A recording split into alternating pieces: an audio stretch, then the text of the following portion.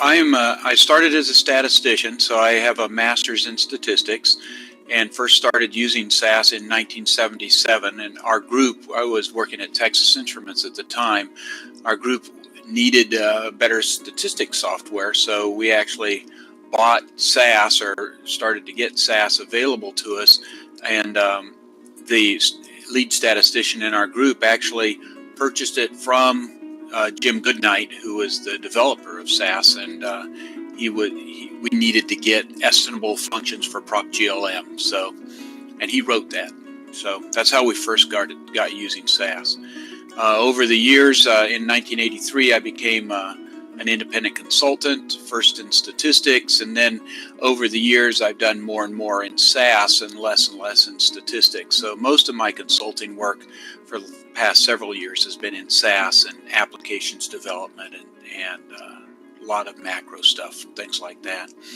And throughout the course of that is when I wrote the books. So I did a lot of SAS Graph early on, so that was my first book, was SAS Graph. So I have 2 titles in SAS Graph, one on Proc Report and then the macro. I think the most important part of that is just to keep learning. It's real easy as a programmer, not just in SAS, but in any language. We learn how to do something well, and then that becomes the way we want to program or to use that tool that we know well. And it's very easy to that can become a trap. If you only have a hammer, then everything has to look like a nail.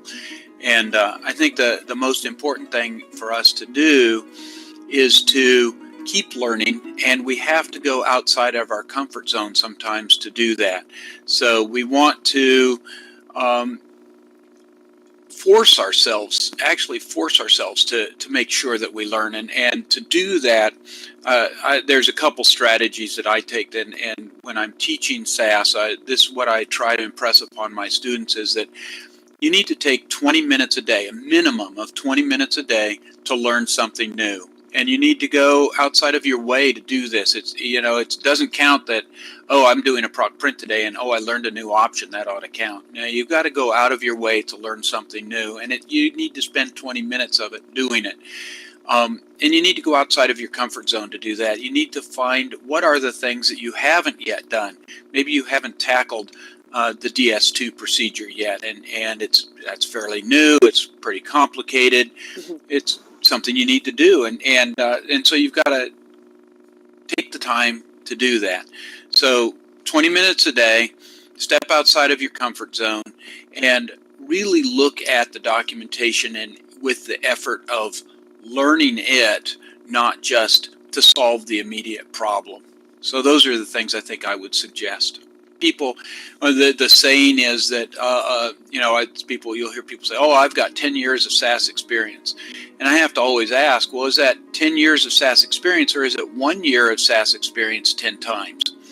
And for a lot of people, they get caught in a job where they're doing the same thing over and over again. They're not really learning, and it's comfortable, but it's not really learning.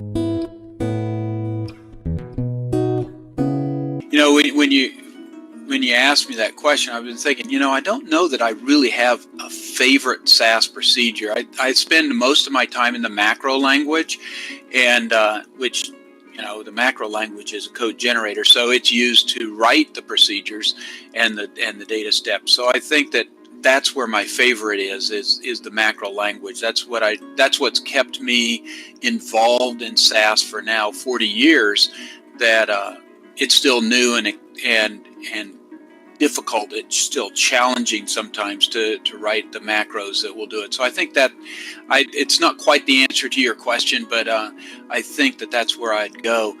If I really, really was forced to pick a procedure, I think I'd pick Proc FCMP, the function compiler procedure, because it allows you to write code that can be saved and then reused in the macro language. So Proc FCMP, I think, is my favorite right now. Well, SAS is used in so many arenas, so many industries, that the saying on on the west coast of the United States is that there's no such thing as an unemployed SAS programmer.